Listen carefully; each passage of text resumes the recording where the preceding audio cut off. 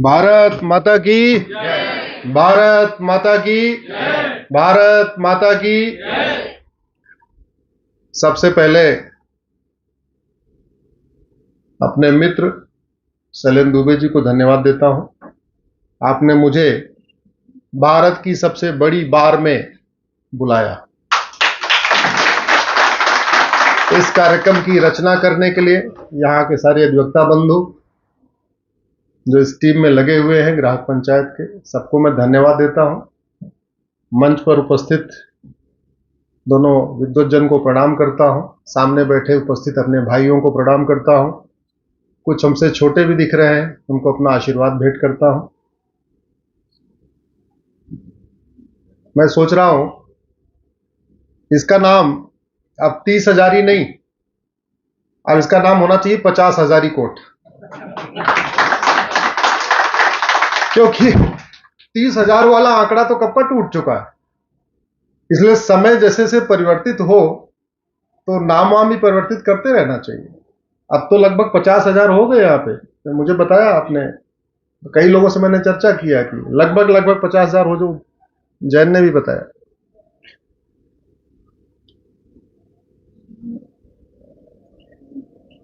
Accidental advocate हूं मैं,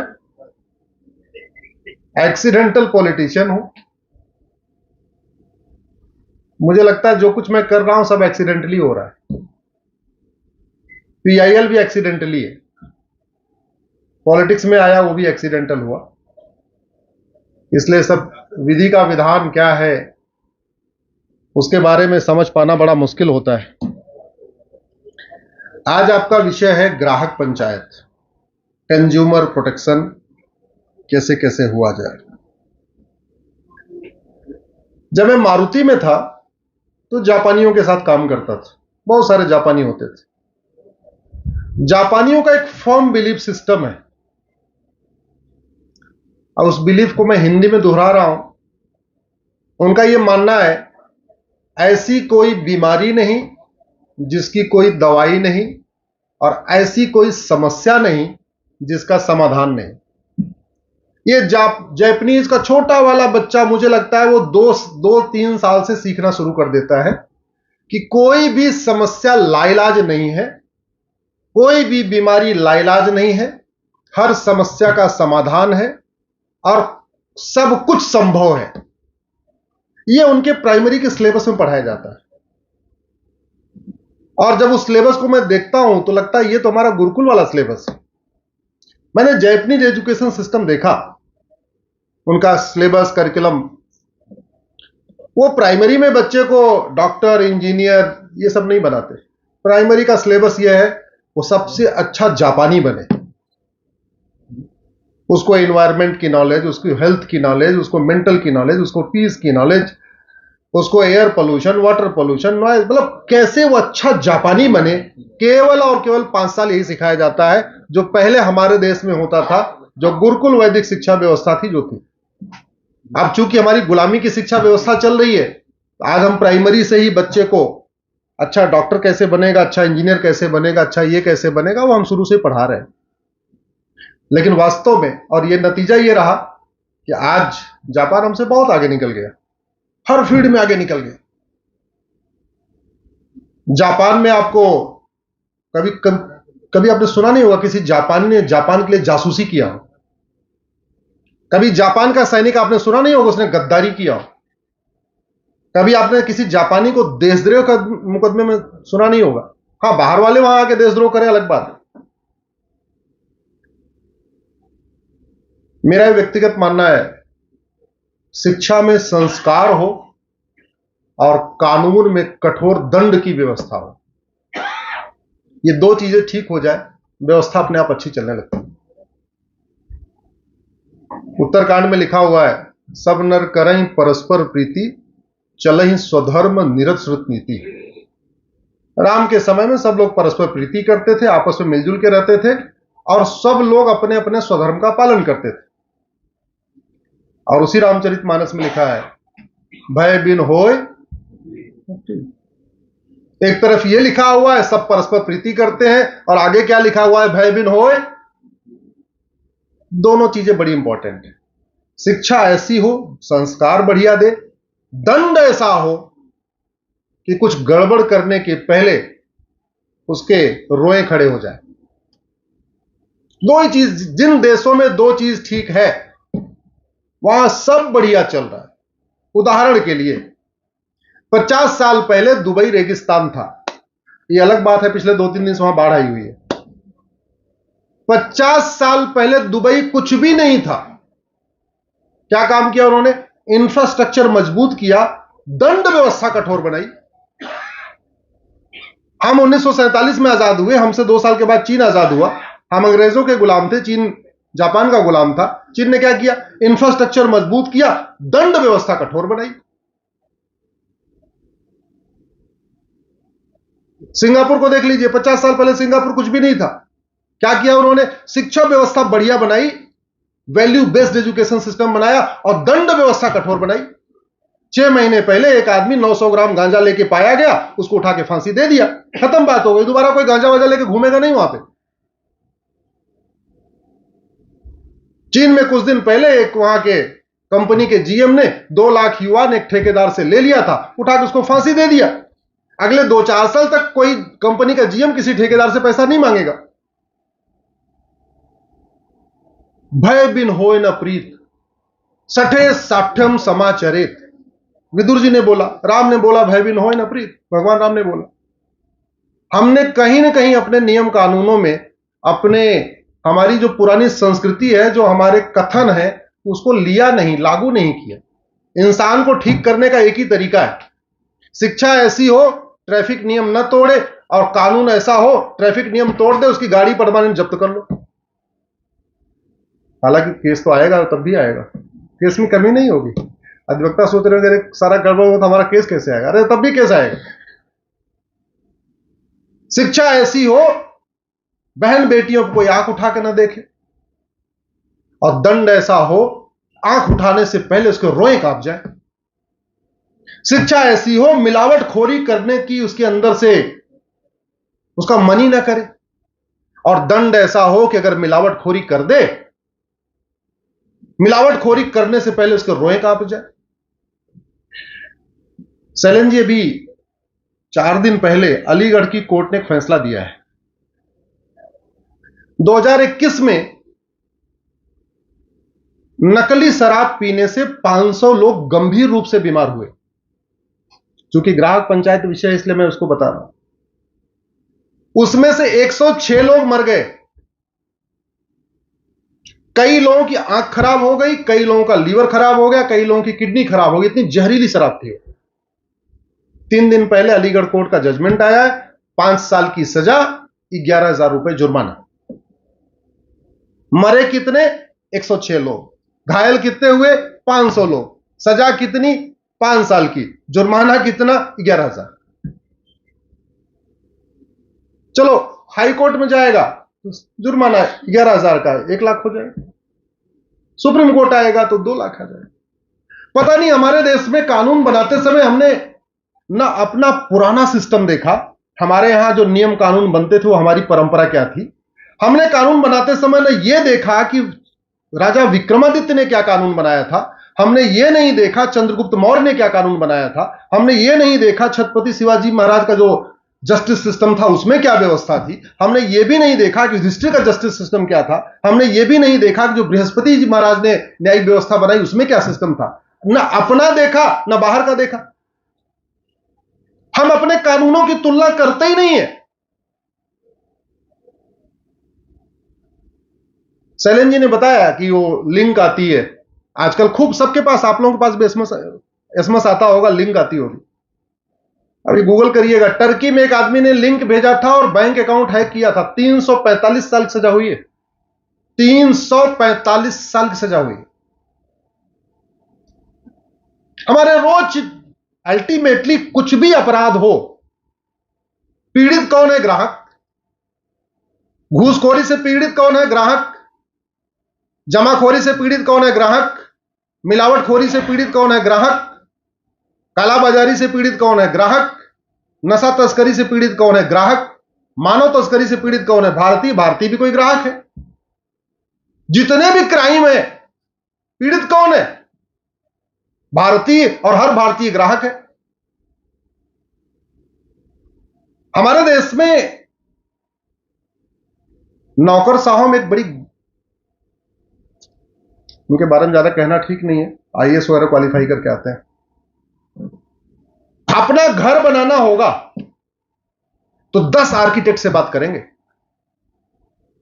ये जो नौकरशाह जब अपना घर बनाते हैं तो 10 आर्किटेक्ट से बात करेंगे और 10 लोगों का घर जाके देखेंगे और किसी एक के घर की नकल भी नहीं करेंगे। किसी एक के घर की ड्राइंग रूम की नकल करेंगे, किसी के बेडरूम की नकल करेंगे, किसी की किचन की नकल करेंगे और कोशिश करेंगे जो 10 घर देखा उन सबसे बढ़िया घर मेरा बने। लेकिन जब देश के लिए कानून बनाना होता है तो ये नौकरशाह 10 देशों का कानून नहीं देखते। ये नहीं देखते कि कंज्यूमर प्रोटेक्शन एक्ट दुनिया का सबसे बेहतरीन वाला कहां है। ये नहीं देखते कि रेरा जैसा कानून दुनिया में जो चल रहा है वो सबसे बेहतरीन कौन सा है।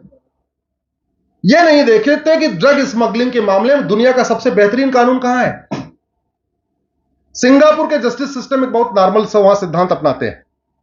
उनका यह कहना है कि जो अपराध एक्सीडेंटल हो जाते हैं, क्षणिक, इमीडिएट, रोड एक्सीडेंट हो गया, रोड रेजिंग हो गई, गुस्सा आया, गोली मार दिया, उसको गंभीर अपराध नहीं मानते। उनका यह मानना है जो अपराध पैसे के लिए किया जाता है वो गंभीर अपराध है। सिंगापुर की बेसिक फिलॉसफी यह है कि जो क्राइम पैसे के लिए किया जाता है वो अनप्लान्ड नहीं होता, एकाएक नहीं होता, क्षणिक आवेश में नहीं होता, वो बड़े प्लान करके होता है। और जो अपराध प्लान करके किया जाए उसमें कोई माफी नहीं और उसमें कठोर दंड होना चाहिए। और उनका यह भी कहना है सिंगापुर का और खासतौर पर जापान का भी, जो अपराध पैसे के लिए किया जाता है उसमें 100% प्रॉपर्टी जरूर जब्त करना चाहिए। जो अपराध पैसे के लिए किया जाता है उसमें 100% प्रॉपर्टी जब्त।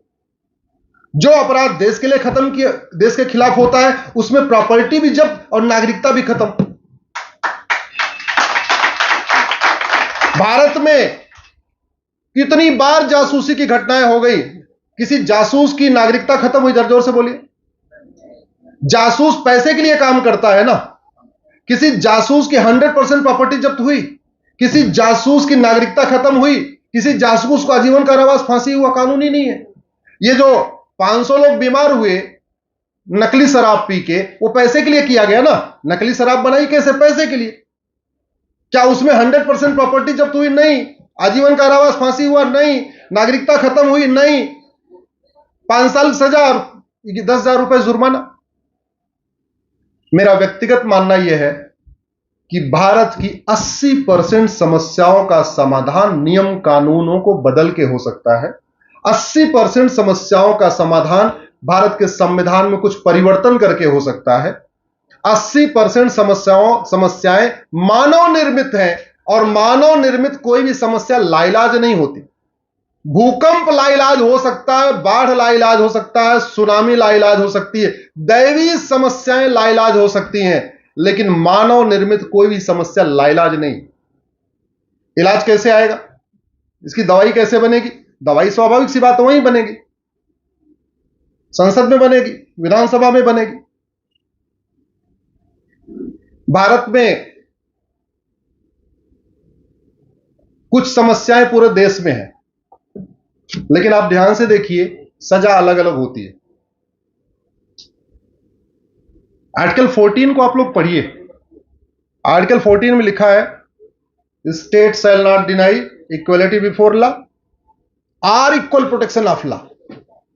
हमारे संविधान निर्माताओं ने सोचा नहीं था 75 साल पहले हम जो संविधान बना रहे हैं आने वाले टाइम में कैसे कैसे लोग और समाज में आ जाएंगे, तो उन्होंने उस समय के हिसाब से बनाया। आर्टिकल 14 में एक शब्द जोड़ दिया जाए, जहां लिखा है और इक्वल प्रोटेक्शन ऑफ लॉ, अगर एक शब्द जोड़ दिया जाए, and shall secure equal protection of law, and shall secure, 2-3 word जोड़ना, and shall secure equal protection of law. इतना करते क्या होगा कि समस्या अगर राष्ट्रीय होगी तो समाधान राष्ट्रीय स्तर पर होगा। अब ग्राहक प्रोटेक्शन में एक बड़ी दिक्कत यह भी आ रही है, कानून हमने घूसखोरी का अलग कानून, जमाखोरी का अलग कानून, मिलावटखोरी का अलग कानून, काला बाजारी का अलग कानून, नशा तस्करी का अलग कानून, मानव तस्करी का अलग कानून, अवैध निर्माण का अलग कानून। जितनी समस्याएं उतना हमने कानून बना रखा है। जस्टिस सिस्टम की शुरुआत कहां से होती है? थाने से। थाने में एफआईआर कौन लिखता है? कांस्टेबल। कांस्टेबल कितना पढ़ा है? जोर से बोलिए जरा। 12वीं पास। अब हम 12वीं पास कांस्टेबल को चाहते हैं कि वो सारे 50 कानूनों का जानकार हो। अरे भैया, कानून अगर हमारे इतने अच्छे हैं तो डिस्ट्रिक्ट कोर्ट का फैसला अलग क्यों होता है? हाई कोर्ट का अलग क्यों होता है? सुप्रीम कोर्ट का अलग क्यों होता है? अरे जो कानून डिस्ट्रिक्ट कोर्ट के जजेस को क्लियर नहीं हो रहे हैं, वो अलग फैसला दे रहे हैं, हाई कोर्ट वाला अलग दे रहा है, सुप्रीम कोर्ट वाला अलग दे रहा है। वो हम चाहते हैं वो कानून 12वीं पास कांस्टेबल को क्लियर हो जाए और एफआईआर बढ़िया लिख दे। नहीं हो सकता। हमने जुडिशियल रिफॉर्म पे काम नहीं किया। ग्राहक जो कि 100% सारे भारतीय ग्राहक है। छोटा बच्चा 1 साल वाला जो दूध पीता है पाउडर वाला, वो भी ग्राहक है। अल्टीमेटली पाउडर तो उसके लिए आ ही रहा है। उसका तेल का मसाज हो रहा है तो भी वो भी ग्राहक है। तेल उसकी आ रही, खरीद के आ रही है, तो छोटा बच्चा भी ग्राहक है। उसका प्रोटेक्शन कैसे हो? प्रोटेक्शन में हमें लगता है संविधान में 2 बदलाव करना पड़ेगा। आर्टिकल 14 को बदलना पड़ेगा, आर्टिकल 19 को बदलना पड़ेगा।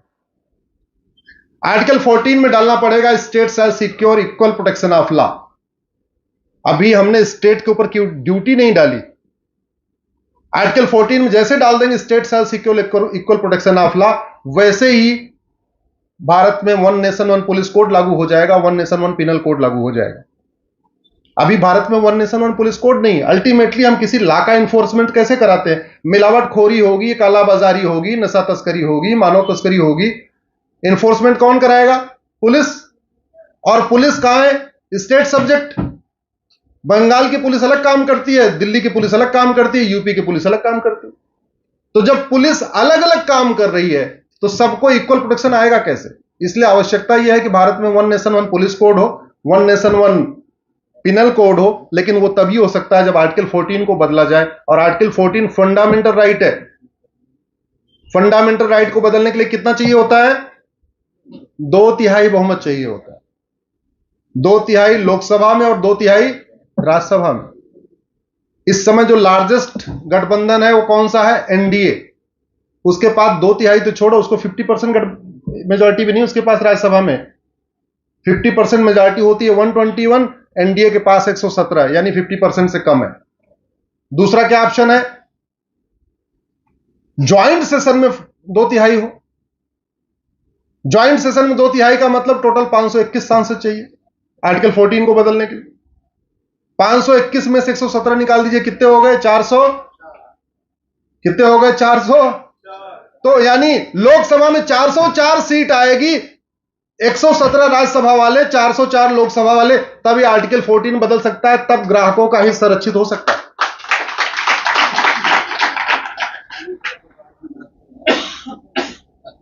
अब की बार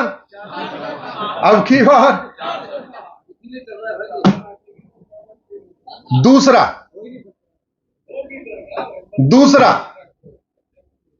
आर्टिकल 19, ये बिजनेस करने का अधिकार मिला कहां से? आर्टिकल 19 से। Right to profess, right to practise, right to business कहां से आता है? आर्टिकल 19 से। बोलने की आजादी, एसोसिएशन फॉर्म करने की आजादी, व्यापार करने की आजादी, रोजगार करने की आजादी कहां से आती है? आर्टिकल 19 से। लेकिन आर्टिकल 19 में कोई लिमिटेशन नहीं दिया। जैसे अब आर्टिकल 25 आप पढ़ोगे जो फ्रीडम ऑफ रिलीजन है, तो उसमें एक लिमिटेशन है, subject to public order, health and morality. आप अपना राइट टू रिलीजन फॉलो करेंगे, लेकिन सब्जेक्ट टू पब्लिक ऑर्डर होगा, सब्जेक्ट टू हेल्थ होगा, सब्जेक्ट टू मोरालिटी होगा। यह लिमिटेशन आर्टिकल 19 में नहीं डाला। नतीजा क्या हुआ? आर्टिकल 19 में बोलने की आजादी है। अब संविधान निर्माताओं ने कभी सोचा नहीं था ये बोलने की आजादी को लोग झूठ बोलने की आजादी मान लेंगे। भारत में झूठ बोलना पाप तो है, लेकिन झूठ बोलना अपराध नहीं है। इसीलिए आज तक सफेद पोस्ट सफेद झूठ बोलते हैं, तब भी किसी को सजा नहीं होती। क्यों? आर्टिकल 19 उनको राइट दे रहा झूठ बोलने का। व्यापार, संविधान निर्माताओं ने सोचा नहीं था कि व्यापार के नाम पे भारत में हुक्का बार खुलेंगे, व्यापार के नाम पे डांस बार खुलेगा, व्यापार के नाम पे लॉटरी भी चलेगी, व्यापार के नाम पे सट्टा बार भी होगा, व्यापार के नाम पे व्याभिचार शुरू हो जाएगा। संविधान निर्माताओं ने सोचा नहीं था। उनको एक बात दिमाग में आई थी कि हम अगर आर्टिकल 19 में फ्रीडम ऑफ बिजनेस दे रहे हैं, कहीं शराब का ठेका न लोग खोलना शुरू कर दें, इसलिए आर्टिकल 47 में मना कर दिया। नहीं, ड्यूटी भी बल्कि डाल दिया, आप लोग नशा बंदी करेंगे, शराब बंदी करेंगे। लेकिन उन्होंने कभी ये नहीं सोचा कि ये बियर बार, डांस बार, सुट्टा बार, पता नहीं कौन कौन सा बार खोल लेंगे लोग। मेरा व्यक्तिगत मानना यह है, मैं गलत भी हो सकता हूं, ये जो जीडीपी वाला कॉन्सेप्ट है ना, और 3 trillion economy, 4 trillion economy, 5 trillion economy, जो इकोनॉमी वाली होड़ है, ये विकास, इससे विकास नहीं हो रहा, इससे विनाश हो रहा है। हाँ, इससे विनाश हो रहा है। हम किसी भी चीज का लाइसेंस देते समय केवल ये देखते हैं कि ये जो फैक्ट्री बन रही है, इससे कितना एयर पोल्यूशन होगा, यानी इसमें जनरेटर लगेगा तो कितना एयर पोल्यूशन होगा, ये देखते हैं। लेकिन ये नहीं देखते इस फैक्ट्री से जो प्रोडक्ट बनेगा, उस प्रोडक्ट से कितना एयर पोल्यूशन होगा, इस फैक्ट्री में जो प्रोडक्ट बनेगा उससे वाटर पोल्यूशन कितना होगा, इस फैक्ट्री में जो प्रोडक्ट बनेगा उससे नॉइज पोल्यूशन कितना होगा, इस फैक्ट्री में जो प्रोडक्ट बनेगा उससे भारत की संस्कृति मजबूत होगी या खराब होगी। ये हम जो व्यापार का लाइसेंस दे रहे हैं, ये हमारी संस्कृति के लिए अच्छा है कि नहीं? ये हम जो व्यापार का लाइसेंस दे रहे हैं, ये समाज को मजबूत करेगा, समाज को बर्बाद करेगा, संस्कृति को मजबूत करेगा, संस्कृति को बर्बाद करेगा। ये स्वास्थ्य को अच्छा करेगा, स्वास्थ्य को बेकार करेगा। तन मन ठीक रखेगा, तन मन को बेकार करेगा। मैं वैसे किसी का विरोधी नहीं हूं। उदाहरण के लिए, हमारे पास दुनिया में 2% पानी है, 4% जमीन है, जनसंख्या दुनिया की 20% है। 2% पानी है, अगर हम बाल्टी से नहाते हैं तो कितने बाल्टी पानी नहाते हैं? मैक्सिमम 2, यानी 40 लीटर पानी से नहा लेते हैं। बाथ टब मिनिमम 300 लीटर का होता है, तो बाथ टब से नहाए तो कितना पानी हमने वेस्ट किया? 300 लीटर। बाल्टी से नहाया तो मैक्सिमम 40 लीटर। बाथ टब बनाने का लाइसेंस कौन दे रहा है? कौन देता है? अब बाथ टब बनेगा तो जीडीपी तो मजबूत होगी। जितना बाथ टब की फैक्ट्रियां खुलेंगी उतना अच्छा है, जीडीपी मजबूत होगी। जितना बाथ टब बिकेगा उतना अच्छा है, जीडीपी मजबूत होगी। लेकिन पानी क्या होगा? पानी का क्या होगा? जितना बियर बार खुलेगा, जितना लोग बियर पिएंगे, जीडीपी मजबूत होगी। लेकिन भारत की हमारी संस्कृति का क्या होगा? जितना हुक्का बार खुलेगा, जितना लोग हुक्का पिएंगे, भारत की जीडीपी बढ़ेगी, हमारी संस्कृति का क्या होगा? जितना डांस बार खुलेगा, जितना लोग डांस बार में आके डांस करेंगे, उतना जीडीपी बढ़ेगी, हमारी संस्कृति का क्या होगा? मेरा व्यक्तिगत मानना है आर्टिकल 19 में बदलाव की जरूरत है।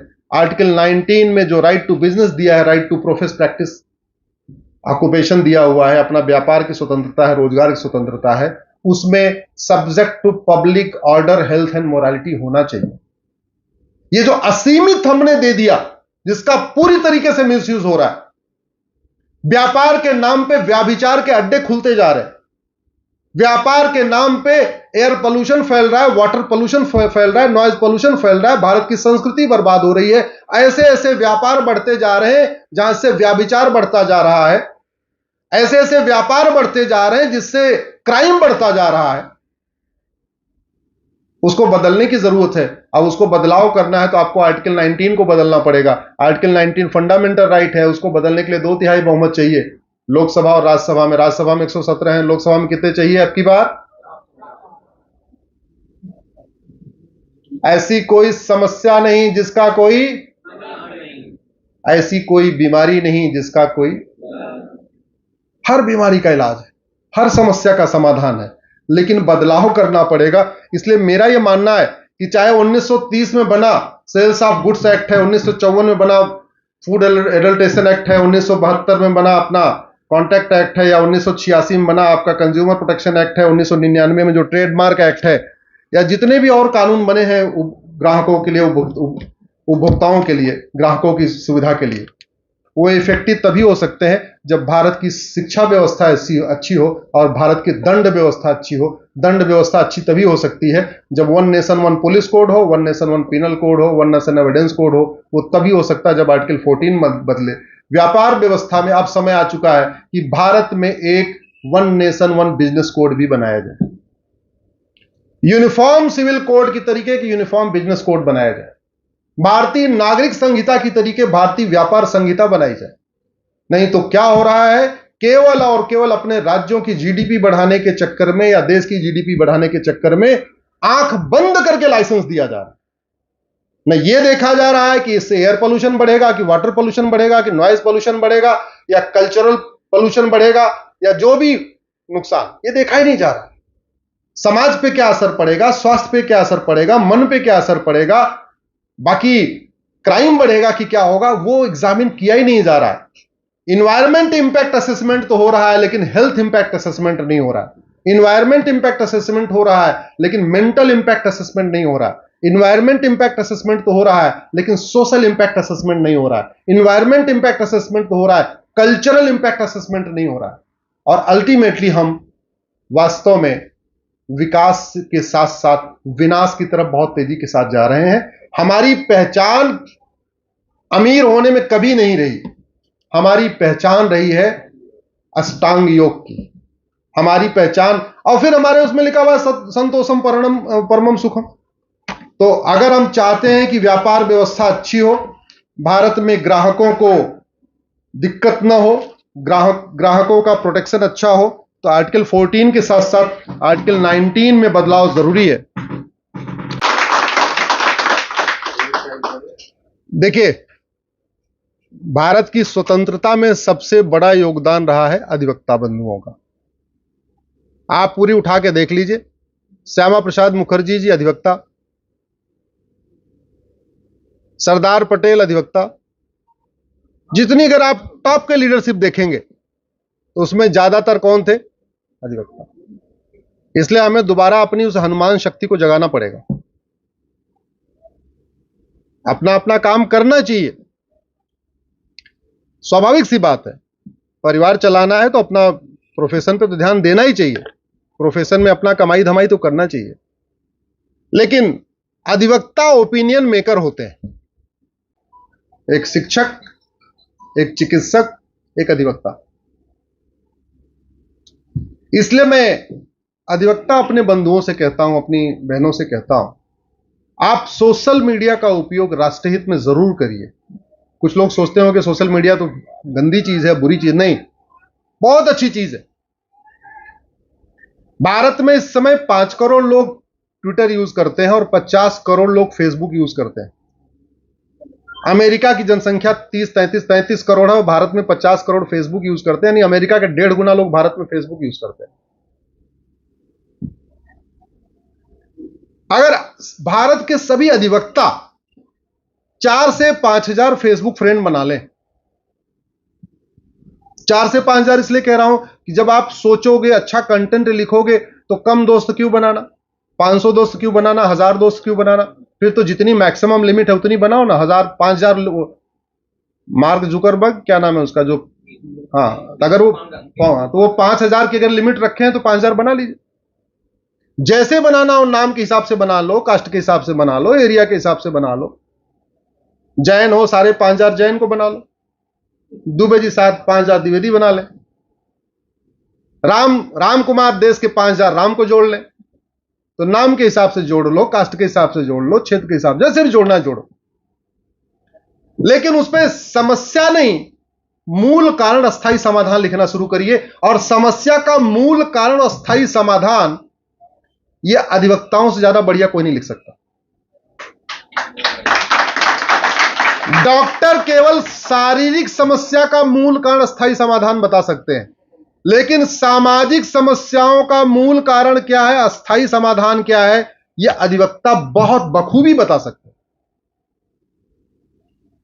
मैं इसलिए कह रहा हूं मूल कारण अस्थायी समाधान, क्योंकि बीमारी की चर्चा करने से बीमारी ठीक नहीं होती, बीमारी की चर्चा करने से बीमारी बढ़ती है। जो समस्या भारत में है अगर वो चीन में नहीं है, इसका मतलब सीधी सी बात है उनकी दवाई अच्छी है। क्योंकि बीमारी डॉक्टर तो ठीक करता नहीं, बीमारी दवाई से ठीक होती है। यह हमें गलतफहमी है कि बीमारी डॉक्टर ठीक करता है। अरे बीमारी डॉक्टर ठीक नहीं करता, डॉक्टर तो दवा लिखता है। अच्छी दवा लिख देगा तो बीमारी ठीक हो जाएगी, खराब दवा होगी बीमारी ठीक नहीं होगी। अल्टीमेटली शरीर के अंदर कौन क्या जाता है, दवाई या डॉक्टर? दवाई। तो बीमारी कौन ठीक करता है? दवाई। और डॉक्टर बदलने से बीमारी ठीक नहीं होती, यह भी याद रखिएगा। दवा बदलने से बीमारी ठीक होती है, डॉक्टर बदलने से नहीं। लेकिन ये छोटी छोटी बेसिक चीजें, ये बहुत सामान्य सी बात है, कोई नई बात थोड़ी मैं बता रहा हूं, फैक्ट है यही छोटी सी बात है ये। लेकिन इतनी छोटी सी बात जन जन तक लोगों को पता नहीं है। उदाहरण के लिए कल रात को बंगाल में पत्थरबाजी हुई है, बहुत सारे ग्राहक पत्थर खा खा के हॉस्पिटल पहुंच चुके हैं। कभी आपने चीन में सुना ऐसी पत्थरबाजी? जोर से बताइए। सिंगापुर में सुना आपने पत्थरबाजी? अब पत्थरबाजी हो गई, उसके बाद वीडियो शेयर होना शुरू हो गए, सब शेयर करते जा रहे हैं। कोई फेसबुक पे शेयर कर रहा है, कोई ट्विटर पे शेयर कर रहा है, कोई यहां शेयर कर रहा है, व्हाट्सएप पे शेयर कर रहा है। और एक हफ्ते 2-3 दिन लोग याद रखेंगे, तब तक अगले हफ्ते कहीं और पत्थरबाजी हो जाएगी। आज यहां मिलावटखोरी हुई, कुछ लोग बीमार हुए, एक तो वो थोड़ा फेसबुक पे शेयर करेंगे, व्हाट्सएप पे शेयर करेंगे, ये करेंगे वो करेंगे, तब तक अगली जगह फिर कहीं और हो जाएगी, तो वो शेयर करना शुरू कर देंगे। बीमारी का इलाज तो दवाई से ही होता है। अगर कोई समस्या भारत में है, वो सिंगापुर में नहीं है, इसका मतलब ऐसा नहीं कि उनका शासक ज्यादा अच्छा है, उनका डॉक्टर अच्छा नहीं है, उनकी दवाई ज्यादा अच्छी है। अगर कोई समस्या भारत में है, अगर घूसखोरी, कमीशनखोरी, दलाली भारत में है लेकिन जापान में नहीं है, तो इसका मतलब थोड़ी कि उनका प्रधानमंत्री ज्यादा अच्छा है। इसका मतलब उनकी शिक्षा व्यवस्था अच्छी है, उनकी दंड व्यवस्था अच्छी है। अगर कालाबाजारी, मिलावटखोरी, जमाखोरी, मुनाफाखोरी, एमआरपी वाली बात द्विवेदी जी कह रहे थे, अगर भारत में ज्यादा उसकी समस्या है लेकिन दुनिया के कई देशों में, खासतौर पे जर्मनी में वो समस्या नहीं है, इसका मतलब थोड़ी तो उनका डॉक्टर ज्यादा अच्छा है। अरे उनकी दवाई ज्यादा अच्छी है, उनकी शिक्षा व्यवस्था अच्छी है, संस्कार दे रही है, दंड व्यवस्था ऐसी है गड़बड़ करने पर रोक रही है। भाई बिन होए न प्रीत। अगर भारत में पत्थरबाजी हो रही है, भारत में धर्मांतरण हो रहा है, भारत में घुसपैठ हो रहा है, भारत में नकली पासपोर्ट बन रहे हैं, भारत में नकली आधार बन रहे हैं, नकली राशन कार्ड बन रहे हैं, नकली सब कुछ नकली नकली चल रहा है, लेकिन वो चीन में नहीं हो रहा है, या जापान में नहीं हो रहा, या सिंगापुर में नहीं हो रहा, या जर्मनी में नहीं हो रहा, बड़ी सीधी सी बात है उनका। इसका मतलब उनकी दवाई ज्यादा अच्छी है, हमारी दवाई गड़बड़। दवाई बदल दीजिए, बीमारी इधर भी ठीक हो जाएगी। मेरी एक पीआईएल चल रही है भारत में, सुप्रीम कोर्ट में चल रही है कि 2017 मैंने पीएल फाइल किया था कि 5 करोड़ घुसपैठी आ चुके हैं। अब तो 2024 आ चुका है, तो संख्या बढ़ चुकी है। जब मैं उस पर रिसर्च कर रहा था तो पता चला होता क्या है, बंगाल पे 2000 रुपए देते हैं, बॉर्डर पे अंदर आ जाते हैं। अंदर आते हैं, कॉमन सर्विस सेंटर वाला 2000 रुपए में उनको राशन कार्ड बना के दे देता है। जैसे ही एक डॉक्यूमेंट बनता है, वो किसी दलाल को पकड़ते हैं, 2 से 3000 रुपए में राशन कार्ड बनवा देता है। जैसे ही 2 डॉक्यूमेंट हो जाता है, फिर किसी दलाल को पकड़ते हैं, नगर निगम से बर्थ सर्टिफिकेट इशू करा लेते हैं। 3 डॉक्यूमेंट होता है, फिर किसी दलाल को पकड़ते हैं, आरटीओ ऑफिस से ड्राइविंग लाइसेंस बन जाता है। 4 डॉक्यूमेंट होता है, फिर दलाल को पकड़ते हैं, तहसील से डोमिसाइल सर्टिफिकेट बन जाता है। 5 डॉक्यूमेंट होता है, इस बीच में कोई इलेक्शन आता है, किसी नेता को पकड़ते हैं, पार्षद प्रधान को, वो वोटर आईडी में नाम जुड़वा देता है, और जुड़ने के बाद वो जनधन खाता खुलवा लेता है। प्रधानमंत्री की सारी योजनाएं, केंद्र की सारी योजनाएं, राज्य की सारी योजनाएं, माइनॉरिटी कमीशन की सारी योजनाएं, माइनॉरिटी फिल्म मिनिस्ट्री की सारी योजनाएं, सारी योजनाओं का फायदा उठा रहा है। समस्या है घुसपैठ, और रूट काज क्या है? घूसखोरी। तो कई बार ऐसी भी है, बीमारी जो होती है उसका रूट काज कुछ अलग होता है। कई बार अपने शरीर में देखा होगा, सरदर्द होता है, एक्चुअल में प्रॉब्लम यहां नहीं होती, प्रॉब्लम लीवर में होती, पेट में गैस बनती है और सरदर्द शुरू हो जाता है। तो दिखता दर्द हमें यहां पे है, बीमारी कहां होती है? लीवर में। पेट में, गैस पेट में बनती है, सीना दर्द करता है, गैस पेट में बनती है, सर चकराता है। इसलिए जापान में एक टेक्निक यूज करते हैं, वाई एनालिसिस। अधिवक्ता बंधुओं को हर समस्या में 5 बार वाई जरूर लगाना चाहिए। उसको कहते हैं वाई एनालिसिस। किसी भी समस्या में आप 5 बार वाई लगाइए तो रूट काज क्या मिलेगा? या तो शिक्षा व्यवस्था में कुछ गड़बड़ी है, या कानून व्यवस्था में कुछ गड़बड़ी है, या न्यायिक व्यवस्था में कुछ गड़बड़ी है, और कुछ नहीं है। मैं, चूंकि ये वीडियो केवल 30,000 के अलावा भारत में बहुत सारे अधिवक्ता देखेंगे, मैं सबसे रिक्वेस्ट करता हूं, आपके जीवन में जितनी समस्याएं आ रही हों उसमें 5 बार वाई लगाइए। आपको रूट काज यही मिलेगा, या तो शिक्षा व्यवस्था में गड़बड़ी है, या न्यायिक व्यवस्था में गड़बड़ी है, और कुछ नहीं है। यानी अल्टीमेटली कानून या तो घटिया है या तो कानून नहीं है। मेरा एक बात यह भी मानना है, जागरण आवश्यक है, लेकिन जागरण के साथ साथ दंड आवश्यक है। उदाहरण के लिए, इस समय पूरे भारत में जागरण हो चुका है कि हेलमेट पहनना अनिवार्य है। कोई ऐसा जिसको यह नहीं पता हो कि हेलमेट नहीं पहनना चाहिए? पूरे भारत में जागरण हो चुका है, हेलमेट से हमारी रक्षा होती है, दूसरों की नहीं होती बल्कि खुद ही होती है। तो क्या कारण है कि दिल्ली में तो लोग हेलमेट पहनते हैं, दिल्ली के बाहर छोड़ देते हैं हेलमेट पहनना, जबकि उससे खुद की रक्षा है, खुद की सुरक्षा है, जागरण भी है, पता भी है कि ये हमें बचाएगा, हमें हमारी खोपड़ी को बचाएगा, तो क्यों नहीं पहनते? क्योंकि दिल्ली में भय है, सीसीटीवी लगा हुआ है, पकड़ लेंगे, चालान हो जाएगा। बाहर लगता है सीसीटीवी नहीं है, चालान नहीं होगा। इंसान को सीधा करने के लिए केवल जागरण पर्याप्त नहीं होता, इंसान को ठीक से लाइन पर रखने के लिए केवल संस्कार पर्याप्त नहीं होता। इंसान को ठीक से रखने के लिए जो भगवान राम ने बोला है, भय बिन होय, जो विदुर ने बोला सठे साठ्यम, ये भारत जो ग्राहकों के साथ यहां इतना हो रहा है, लाखों की संख्या में लोग बीमार हो चुके नकली दवाइयां खा के। अभी तो दिल्ली में द्विवेदी जी कुछ दिन पहले कैंसर की नकली दवाई बिक रही थी, कैंसर की। बात सोचिए जरा, सबसे खतरनाक बीमारी और उसकी भी नकली दवाई।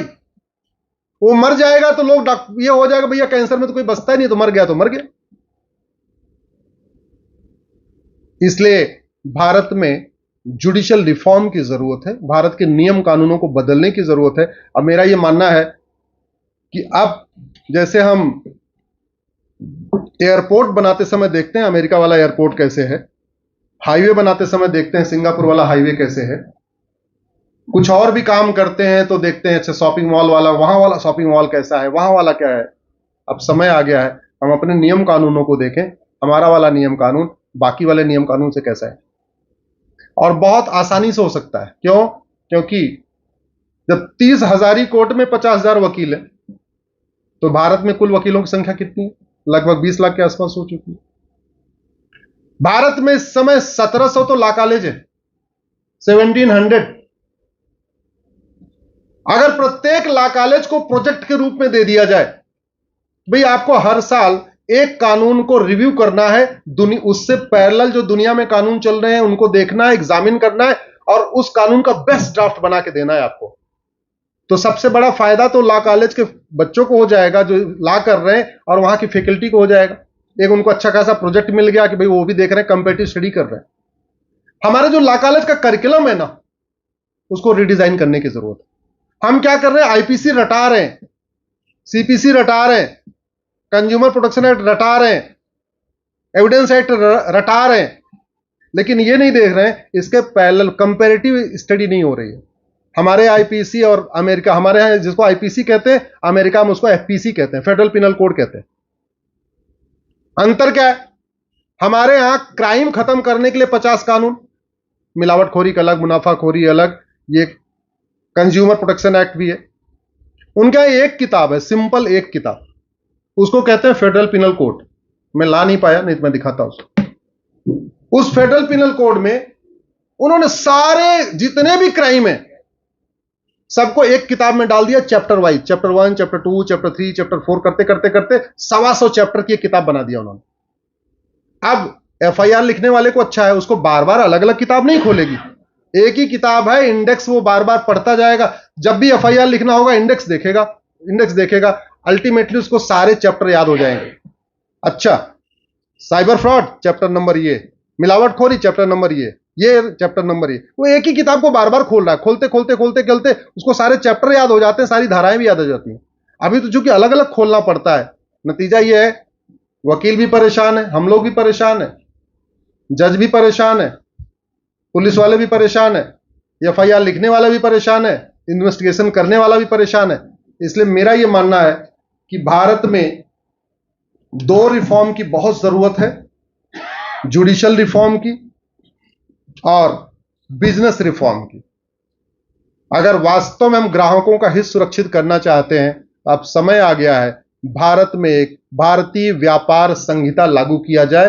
भारतीय व्यापार संहिता लागू करने के लिए आर्टिकल 19 को बदलना होगा और कम से कम जो भी व्यापार की अनुमति दे तो उसमें यह देख लें इससे भारत की संस्कृति बर्बाद हो रही है या मजबूत हो रही है, लोगों का स्वास्थ्य अच्छा हो रहा है या स्वास्थ्य बर्बाद हो रहा है, लोगों का तन मन ठीक हो रहा है या गड़बड़ हो रहा है, वो देखना जरूरी है। और उसके लिए मैंने आपको पहले ही कहा था, आर्टिकल 19 को बदलना पड़ेगा, आर्टिकल 14 को बदलना पड़ेगा। 19, 14 चूंकि फंडामेंटल राइट है, फंडामेंटल राइट को बदलने के लिए 2/3 चाहिए होता है और उसके लिए क्या करना पड़ेगा, अब की बार यही तरीका और कोई तरीका नहीं है। आप लोग सुने इतनी देर, बहुत बहुत धन्यवाद, बहुत बहुत आभार।